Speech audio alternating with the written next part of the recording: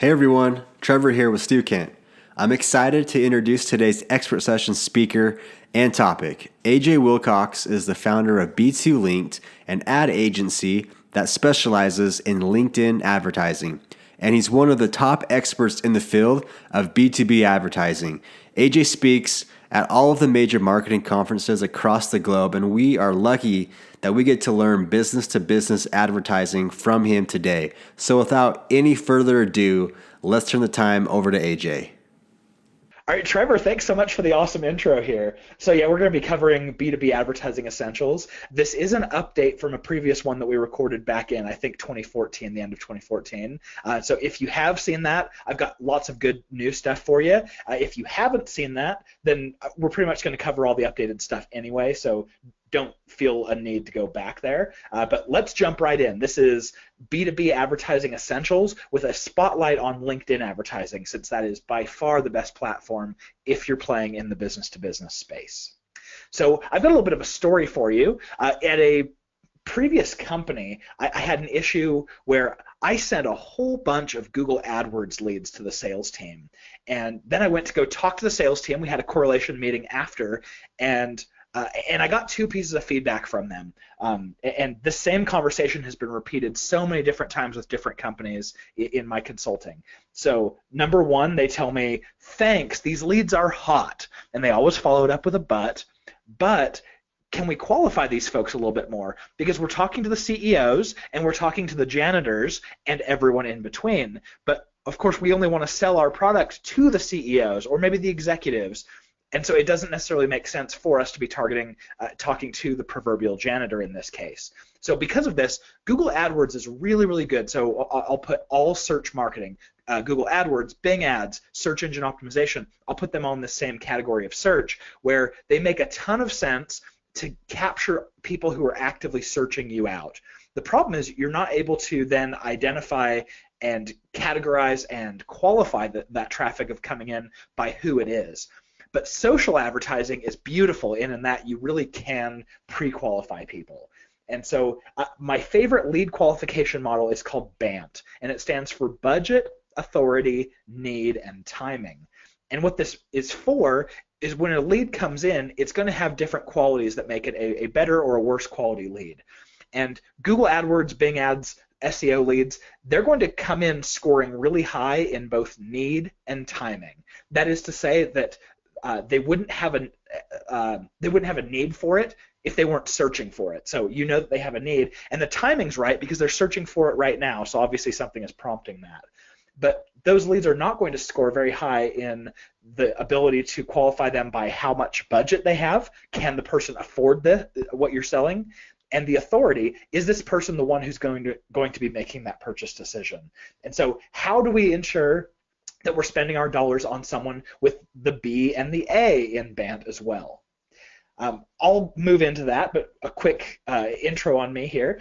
I live in the state of Utah with my wife and 4 kids. I've been doing digital marketing for about the last 10 years, started out in SEO, got into AdWords, and then here about 5 years ago, fell in love with social and fell in love with business to business. And here about 2.5 years ago, I started our agency called B2 Linked, and we're an ad agency that specializes only in advertising on LinkedIn. I also don't look like it, but I'm a triathlete. I love endurance sports. Talk to me about exotic cars anytime you want. And of course, I'm a ginger, which means I have no soul. Okay, we as advertisers in B2B, we have some pretty significant challenges. And this is for any marketer. It doesn't even have to be in the paid side. We have these two giant challenges that B2C advertisers generally don't have. So the first is these offline conversion events. When someone is in B2C, let's say you show an ad to them, they're generally going to convert at that point. Let's say it's e-commerce.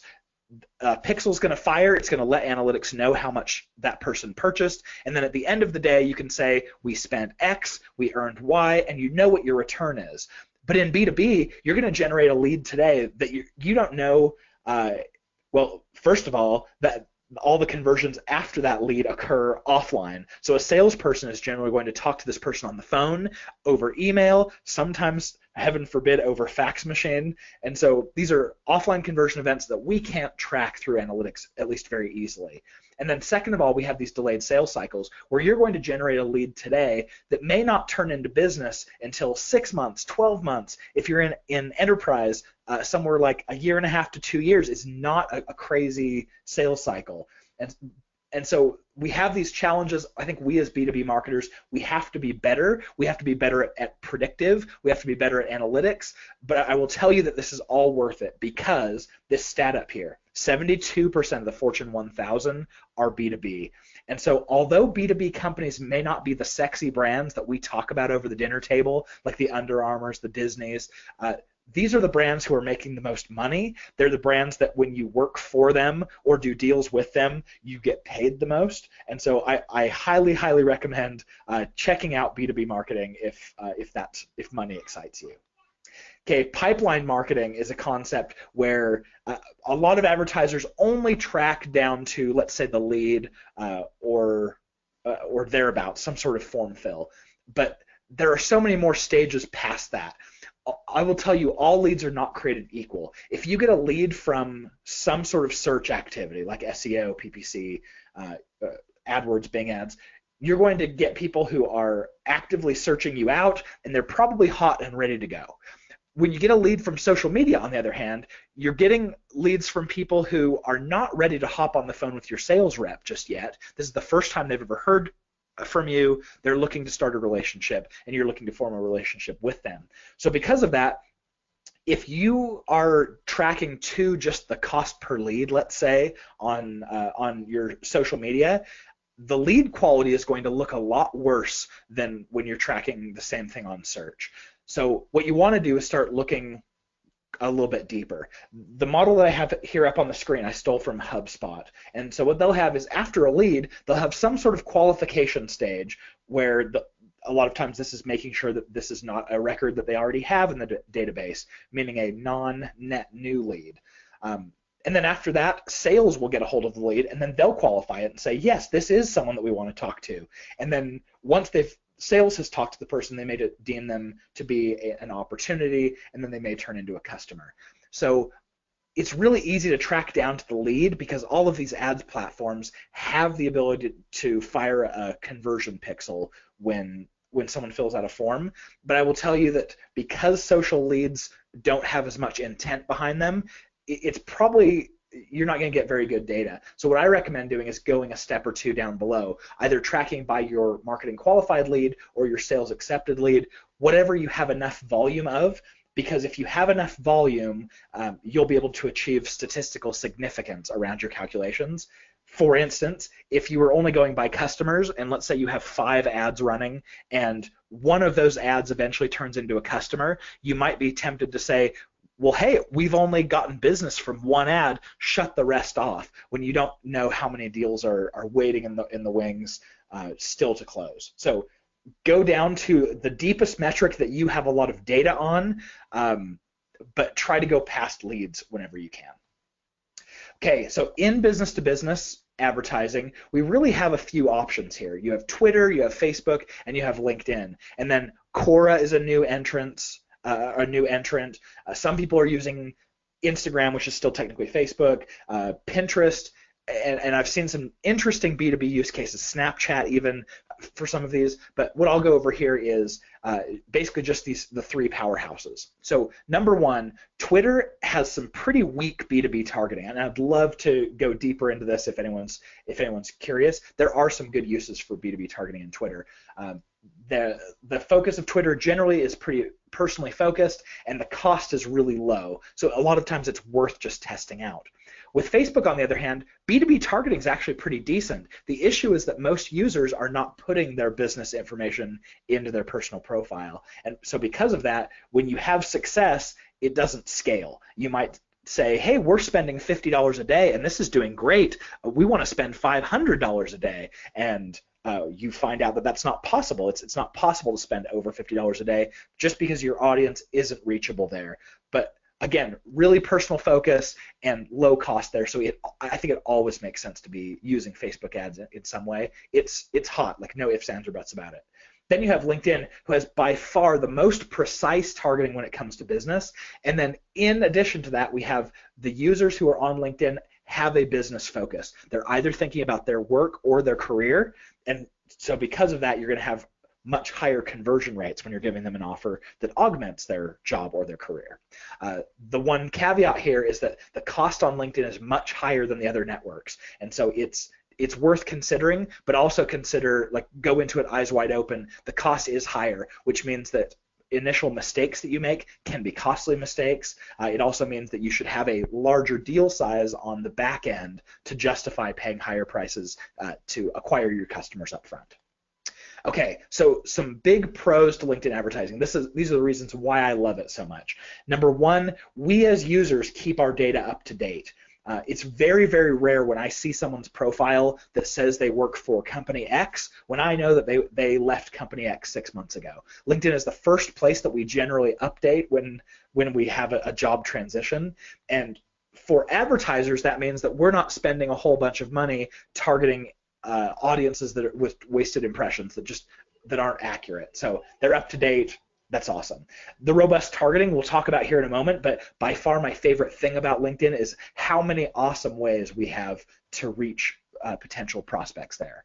Number three is that business mentality. When someone is on LinkedIn, they're either thinking about their job or their career, and so because of that, you end up with really high conversion rates, generally much higher than you see even targeting an equivalent audience on Facebook. Number four here, no gatekeeper. When you are targeting, let's say, CEOs of tech companies, with more than 500 people, for instance.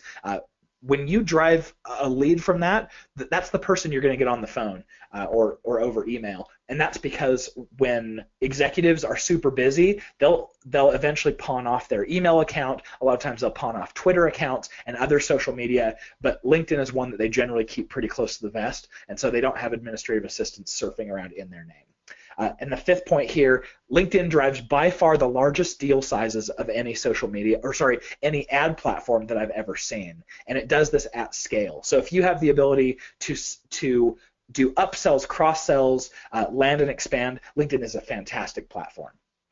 Okay, the cons here, LinkedIn is definitely not all sunshine and rainbows from an ad platform perspective. We're going to usually see an average of about $6 to $8 per click. There are definitely ways to get that lower, but that's kind of the average, especially if you're advertising aggressively.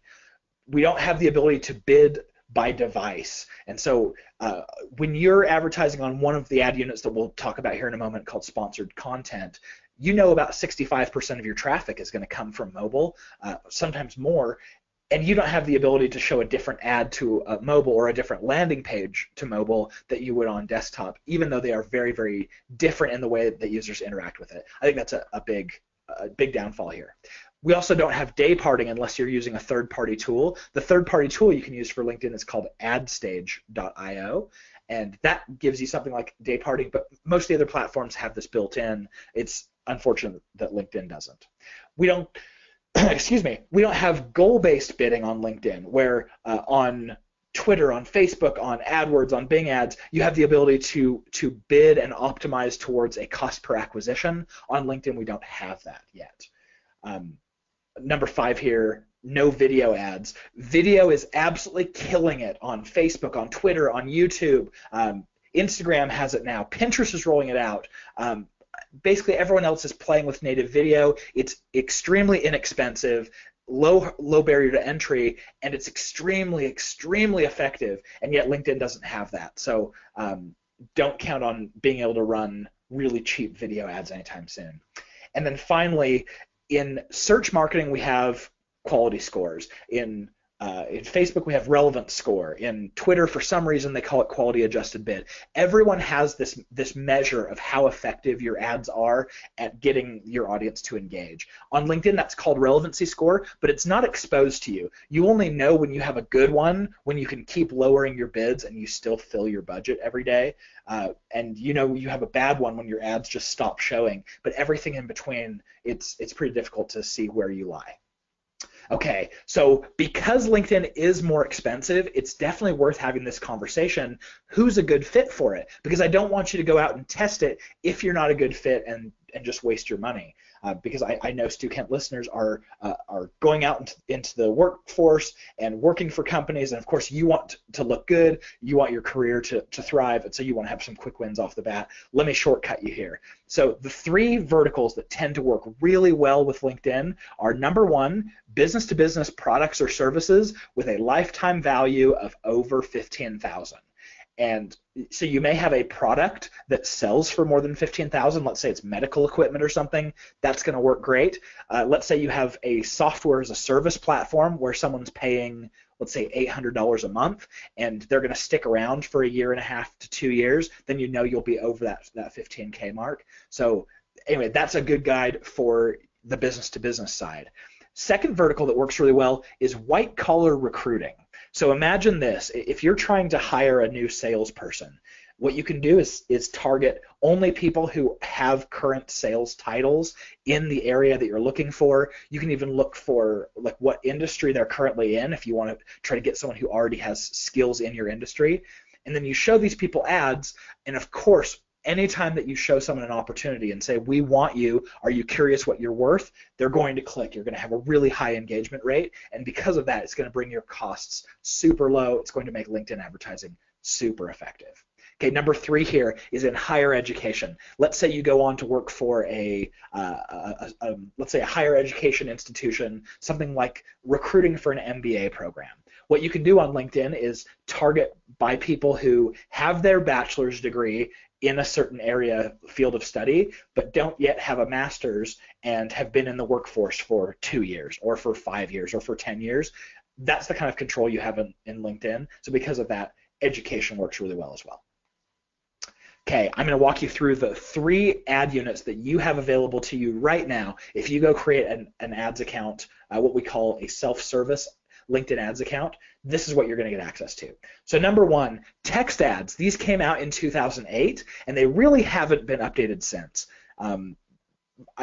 I've talked to a lot of clients who will remark to me when I show them these, they go, oh, that's interesting, I've never seen those. But of course they have seen them, they just haven't noticed them because we are banner blind to them. They're on every page, they just don't stand out to us.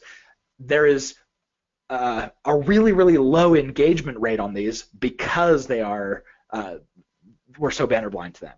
So you can see that this engagement rate of 0.03% on a right rail text ad would be good. That's the equivalent of 3 people clicking every 10,000 times the ad is shown. So this is a very, very low engagement rate.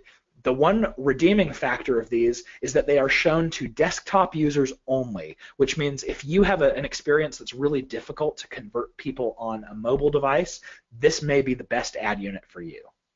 Okay, next we have sponsored content. This came out in 2013. This is the real darling of LinkedIn's ad universe here. The engagement rate is much higher. You can see a 0.4% click-through rate is good. It's not uncommon for me and my team to get over 1% click-through rates here. And so to outperform the average by 2-3 times, not impossible, very, very doable. Keep in mind here that about 65% or more of your traffic from this ad unit is going to come from mobile devices, so make sure that you've designed your landing page accordingly. You don't want to have a bad mobile experience and then have 65% of your traffic convert at a really poor rate. AJ, you mentioned that with display advertising, a 0.4% is a good click-through rate. You also mentioned that you've seen and can usually get upwards to 1%.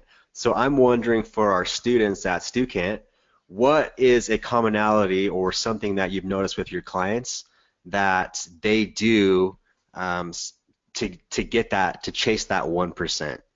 Yeah, excellent question. So commonalities are kind of difficult to find because the wide use of these ads is so broad, it's hard to nail down. But here are some pointers that we use to try to get that really high performance. So number one, you want to make sure that your image is something that stands out against the news feed. LinkedIn's color palette is all like light blues and grays and whites and blacks. And so if you can have, let's say your company color is like an orange or a red or a green, those are going to turn out great. So just use imagery that has those colors really heavily, and that's going to help draw the eye. The second is make sure that your your ad copy is addressing a real problem that they have. So you're going to be advertising probably a piece of content here, and so let's say you have like a white paper or an ebook or something like that. You want the title of that ebook to be so enticing that people are willing to give their email address for it, and they're willing to click through. And so just as a quick stat, I forget what the exact stat was, but it's over 70% of people who download a white paper or download some sort of piece of content never read it. And so the reason why they downloaded it in the first place, they had a really good intention. It's because it's addressing a problem. It's talking about a topic that they want to learn more about, but they don't read it, but they still gave up their email address anyway to be marketed to. So my recommendation is to have a really interesting piece of content. Know your customer, know the product that you're selling and how it solves it, and then release content like that, and you're going to naturally get really good engagement rates.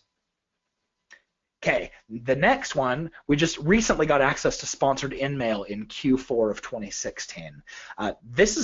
This operates on a very different model. The other two ad units that I showed you were a cost per click or a cost per impression basis. So much like you'd get on Facebook, AdWords, Bing ads, all those. But this ad unit right here, sponsored InMail, this is basically an email that goes into their LinkedIn inbox. It will say sponsored, but it comes across as a very personal type of message, and you pay per recipient. So you're going to pay whether the person looks at it, whether they click on it, whether they convert. You're paying no matter what. This is generally going to be between about 65 and 85 cents. This is new, so the auction is not very competitive yet, so you'll probably pay whatever the minimum is. I think the best part about this ad unit is that there is a 2-month frequency cap, which means if you send one of these to your audience today, they won't be eligible to ever see one of these ads again for the next 60 days. So if you want to just own your audience on this ad unit, you can. Okay, the targeting, my favorite part about LinkedIn. I'll walk you through quickly what's possible, but you can see this slide, and then I'll have some additional slides here as well. You can target by job title. You can target by the job function, which is what department someone works in. You can target by their level of seniority, manager, director, VP, C-level, owner, partner. All of those things are available to you there. Individual skills that they have listed on their profile, or groups that they're members of. You can target just certain members or just members of certain groups. You can also target, in conjunction with all these things, the type of company it is, by how large the company is, what the company's called, what industry it's in, and then all the education and demographics that you'd expect given LinkedIn's data set. And especially of note here are the combinations and exclusions. I think my best example here of an exclusion would be, let's say you want to show your ads to all marketers, but your competition is going to land in that same pool of marketers, and you don't want your competition to see what it is you're doing. So what you can do is combine your company and your professional targeting, but then you go in and add an exclusion by company name, and you type in your competitors into that company name field, and that means that your ads are going to fly entirely under the radar from your competition. They'll have no idea what you're doing, and you can do a lot of testing before one of their colleagues sends them a screenshot and from a different company to let them know what you're doing. So that's pretty exciting. Okay, there is an issue in all types of social media around profile completeness. And so what that means is LinkedIn may be able to look at you, and let's say you're a marketer, LinkedIn may be able to look at you and tell that you're a marketer, but they may not see all of the signals there. And so if you're only relying on one signal, like say your job title, they may miss you. So because of that, I like to do separate targeting. And what this might look like in LinkedIn is around any given audience, I might have 4 separate campaigns targeting seemingly the same person, and I'll give you an example. So number 1 here, if I were trying to reach, let's say, chief marketing officers, I might target the job title of chief marketing officer or CMO. I might have a separate campaign here that targets groups. So I might say, I'm going to target anyone who's a member of a group for CMOs, or I might say just any group of marketers, like marketing groups, and then I might overlay a seniority of CXO or C-level seniority. And then a third campaign here, I might have the job function of marketing and the seniority of CXO. That's also going to hit CMOs. And then finally, I have skills. So I might target skills that only a marketer would list and then layer a CXO seniority on top of that. So you can see now I have 4 separate campaigns targeting all the same person technically, but because of profile completeness issues and LinkedIn's inability to properly categorize someone in every respect, you now have complete coverage over this type of title that you're trying to reach. And the benefit here is that over time, you're going to find out that on some of these campaigns, you get lower costs per click, or you might have higher conversion rates, higher engagement rates, and you can take a look at all of those factors and decide where you want to push money to and where you want to pause. So if you have large budgets, absolutely set this up. If you have small budgets and you're just testing, probably just go for the one that makes the most sense, where the targeting is more precise. Okay, I get asked this question quite a bit. I know my audience is on LinkedIn. How do I advertise to them? What do I say in my ads? And so I'll go back to the beginning here, that in search marketing, it's really easy when someone's asking for something to just give it to them. You can drop them right onto a contact us page in a lot of cases. But with social media, they're not ready to talk to your sales rep yet. They want to start a relationship and have a conversation with you, get to know you, and you don't want to ask too much. It would be like asking for marriage on the first date. And so what I've defined here is this funnel, and I call it my content friction funnel, where I take different types of offers and layer them from what I would consider low friction, which is really easy to do, versus high friction, which is worrisome and hard to get over. So at the top here, you see a blog post or an infographic. So you might advertise to someone and say, come check out our blog post. And this is extremely low friction, because once they get to your page, they have the option to read a paragraph in. If they don't like what they see, they can bounce and leave, and they're not out anything. There's no risk to them. Whereas on the bottom here, or say second to bottom, we have a webinar where, let's say it's a free webinar that you're advertising, but they know that if they fill out information to join a webinar, someone's probably going to reach out to them and bug them a little bit. They're going to have to take 60 minutes out of the middle of a busy day to listen to you, and so that's a little bit harder to get someone to do. Where I would suggest starting is right where you start having their email address. So on the email nurture side, anything after a guide or a white paper is generally, this is what we call gated content. Anytime that you are capturing someone's email address, that means you can then use that email address to follow up with them. You can email them. You can load that email address into advertising platforms and retarget them. So this is great to at least get an email address. That's what I recommend anytime you're advertising on LinkedIn. Make sure you're getting at least an email address. And then, of course, anywhere through this funnel, if they've landed on your landing page, you can retarget them through just normal pixel-based retargeting ads. So if you start right there at the guide, white paper, ebook stage, it's the lowest amount of friction for having the most amount of data on the user to be helpful to you. So that's where I recommend starting. Social media retargeting is a thing of beauty. Retargeting was really developed around paid search, and the concept here was that if someone is searching for something that you do, they land on your page, but they haven't bought your product, it's a cheap way of getting back in touch with them and trying to bring them back to finish their experience. But the problem is with search marketing, the only thing that you know about a visitor is either what keyword they typed or what landing page they landed on, or a combination of both. And that doesn't tell you much about a user. You just know that at this one snapshot in time, they cared about this one thing. But with social media, for instance, in that last example where we were targeting chief marketing officers through those 4 different campaigns, if I was retargeting all of that traffic, I could say, hey, everyone from one of these 4 campaigns, I'm going to add them into a retargeting audience where I know every single person in this pool is a chief marketing officer. And they may not be interested in the first thing that I'm offering. Let's say it's a white paper, but hey, maybe next week I come out with a webinar and I can share that with them, and that might be more interesting. Or then I can share something like a cheat sheet for CMOs. And so you can understand we're putting together this audience that means something, and we can continue to leverage that audience because of the social media data, and it's super powerful. My recommendation here is to do retargeting against all of your LinkedIn traffic using both AdWords remarketing and Facebook custom audiences retargeting. And what this is going to do is it's going to give you the best reach. So with AdWords, you're going to be able to get access to them across the web, what they call the Google Display Network, and it's pretty much, I don't know, a ton of sites across the web. They will see you. And then, of course, if you're using Facebook, they're going to see you anytime they're interacting with social media. That's going to be either Facebook or Instagram, which is the majority of the time people spend on social media. Layering these two platforms together with the same logic is going to give you the best bang for your buck.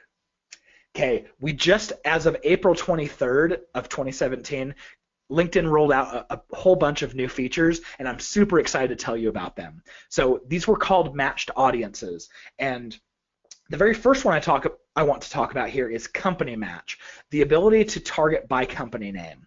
So you may remember from the targeting section, we've always had this ability to target by company name.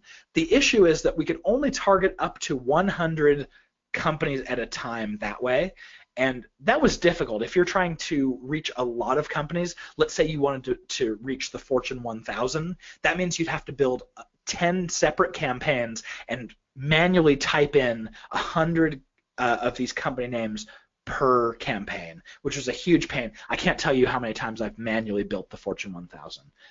But here we have this ability to take company names in a spreadsheet, up to 300,000 at a time, upload those babies into the platform, and then layer your targeting on top of them. So if you want to target the Fortune 1000, go get a list of the Fortune 1000, upload it, and then layer on, I only care about marketers. I only care about CIOs or CTOs in this audience, or CEOs. Whatever you want to reach, you have that ability. On Facebook, you do have this ability. You're limited to 1,000 per ad set, and you have to type them in individually, which is not super fun. So this is a great new feature from LinkedIn, and it's unlike anything that you can access in any other ad platform. Okay, the next one that I'm also really excited about is email matching. So this is the same thing that we've had access to on Facebook ads, on Twitter ads, AdWords, and I think there are a couple others out there who have the same kind of feature. LinkedIn finally has it now as well. You can upload up to 300,000 email addresses and target by that. There are a whole bunch of advanced strategies that you can use with this, but I'll drop it there because I'm a little bit behind on time here. So, okay, the next one that they came out with was retargeting. So I think LinkedIn has taken a lot of crap over time for being behind. One of the biggest qualms that people had is LinkedIn doesn't have retargeting. Well, they finally satisfied that pain in all of us about not having retargeting. The issue with it is they actually didn't do a great job putting together the retargeting platform. Your cookie pool that you build only lasts for 90 days and then the cookies expire. And so if you're trying to build this asset that you can leverage for a long time and use, it's just going to go away in 90 days. And on LinkedIn, that's expensive to fill a pool of the 300-person minimum in there, and then you have to keep it up. So I don't love the way that they pulled it off, but this is possible, and you can do some great stuff with it. Okay. That is it for the presentation. I hope you enjoyed getting the update of what LinkedIn Ads has to offer in 2017. Here is my personal contact information. I'm super active on Twitter. Feel free to reach out, hit me up, ask me any question. You have my personal email address here. Feel free to reach out. I may not answer immediately, but I do promise I will respond. And then that's the website. If you have any need or questions about, I don't know, you want to learn more about LinkedIn Ads, that's a great place to start. And Trevor, back to you.